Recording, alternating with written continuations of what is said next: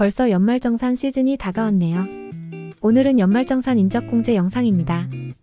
회사는 근로자에게 월급을 줄 때 근로소득 간이세액표에 따라서 세금을 공제하고 남은 금액을 지급합니다. 매월 징수하는 원천 징수 금액은 근로자의 급여 수준에 대하여 공제 대상 가족 수별로 정한 금액인데 1년치를 정산하는 것이 연말정산입니다.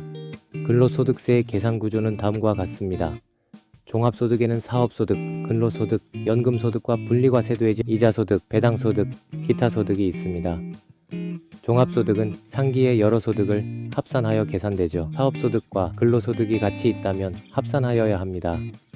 일단 종합소득이 확정되면 소득공제를 차감하여 과세표준이 됩니다. 여기에 종합소득세율을 곱하면 산출세액이 계산되죠. 소득공제는 종합소득공제라고 불리며 기본공제, 추가공제, 연금보험료공제, 주택담보노후연금, 이자비용공제, 특별소득공제가 있습니다. 이번 영상은 종합소득공제에서 가장 기본이 되는 기본공제와 추가공제에 대하여 설명하겠습니다. 종합소득공제의 기본공제와 추가공제를 인적공제라고 합니다. 기본공제는 거주자 본인과 거주자의 배우자, 그리고 거주자의 부양가족 등으로 구분되죠.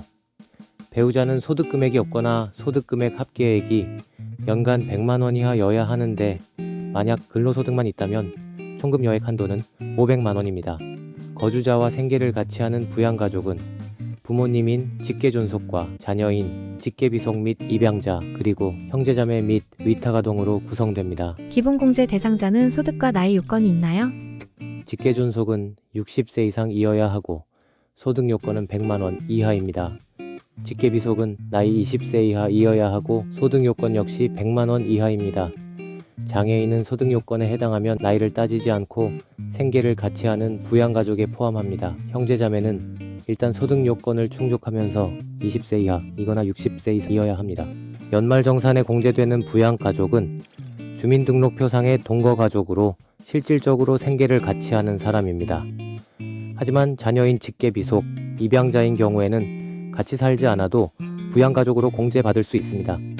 또한 동거가족이 취약, 질병의 요양, 근무 상요건, 사업상 형편 등으로 같이 살지 않더라도 일정한 요건이 된다면 부양가족으로 인정됩니다. 같이 살지 않는 일시퇴거의 경우 원천 징수 의무자가 동거가족 상황표를 작성하여야 하므로 회사에서 요청하는 서류를 제출해야 합니다.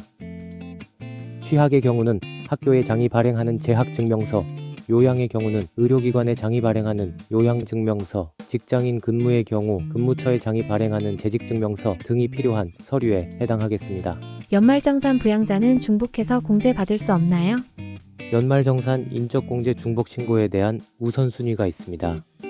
근로자의 연말정산에 한 명이 여러 신고자의 부양가족으로 중복 등록된 경우가 있습니다. 예를 들면 어머니는 아버지의 연말정산 신고 시 부양가족에 매년 포함되었는데 아들이 올해 취직을 한 경우 어머니를 부양가족에 포함하여 신고하는 경우가 있습니다. 소득세법에서는 한 가족이 부양가족을 중복 신고한 경우 중복공제를 하지는 않고 다음의 순서에 따라서 한 번만 공제를 합니다. 첫 번째, 거주자의 배우자와 거주자의 부양가족이 각각 인적공제 대상자로 신고된 경우 배우자를 우선 공제합니다.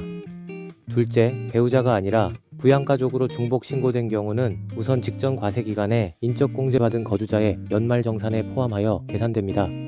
만약 직전 연도 공제 대상이 아니라면 중복신고 거주자 중에서 올해 종합소득이 가장 많은 거주자의 인적공제 대상이 됩니다. 셋째, 기본공제 대상자의 중복신고 방법은 추가공제 대상자도 동일하게 적용합니다. 연말정산 추가공제는 기본공제 대상자 중에서 아래의 요건에 해당하면 추가적으로 공제를 받을 수 있습니다. 70세 이상인 경로자라면 1인당 100만원을 공제받고 장애인은 1인당 200만원 공제받습니다. 또한 배우자가 없는 여성으로 부양가족이 있는 세대주이거나 배우자가 있는 여성은 연 50만원을 공제받고 성별에 관계없이 거주자가 배우자가 없는 사람으로 직계비속이나 입양자가 있으면 연 100만원을 공제받습니다. 여기서 주의할 사항은 기본공제 대상자가 아니라면 추가공제를 받을 수 없습니다. 올해 직장을 옮긴 경우는 어떻게 하나요? 근로소득자의 연말정산 기간은 다음 연도 2월까지입니다. 만약에 두 개의 사업장에서 근로를 한 경우 종된 근무지에 연말정산 내역을 주된 근무지에서 합산하여 신고합니다. 2023년 동안에 퇴직을 하고 재취직한 근로자는 이전 근무지에서 받은 근로소득을 현재 근무지에서 받은 소득과 합산하여 신고하게 됩니다. 아, 그렇군요. 여러분도 세금 환급 잘 받으세요.